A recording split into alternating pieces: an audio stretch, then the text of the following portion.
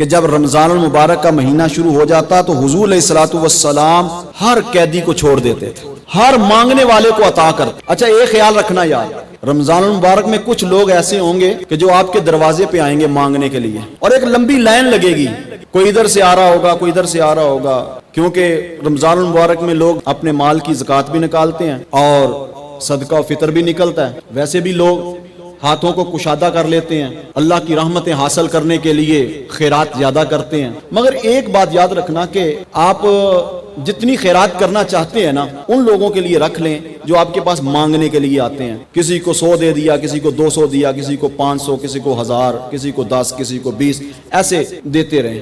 مگر کچھ ان لوگوں کو آپ نے ڈھونڈنا ہے جو سفید پوش ہیں، جو اپنی غربت کو چھپاتے ہیں اور وہ غربت کی وجہ سے صحیح طریقے سے روزے بھی نہیں رکھ پاتے۔ تو کوشش کرنی ہے کہ ایسے سفید پوش لوگ دیکھنے ہیں، ان کے پاس جا کے ان کے گھروں میں آپ نے راشن پہنچانا ہے۔ نقدی طور پر تعاون کر سکتے ہیں تو آپ نے نقدی طور پہ تعاون کرنا ہے۔ یہ بھی خیال رکھنا ہے کہ ان کی عزت نفس مجروح نہ ہو، یہ نہ ہو کہ آپ ان کو دیں اور بعد میں لوگوں کو سناتے پھرے میں نے اس کو روزے رکھنے کے لیے میں نے راشن دیا۔ جس کو دو پھر اس سے کوئی کام نہ لو۔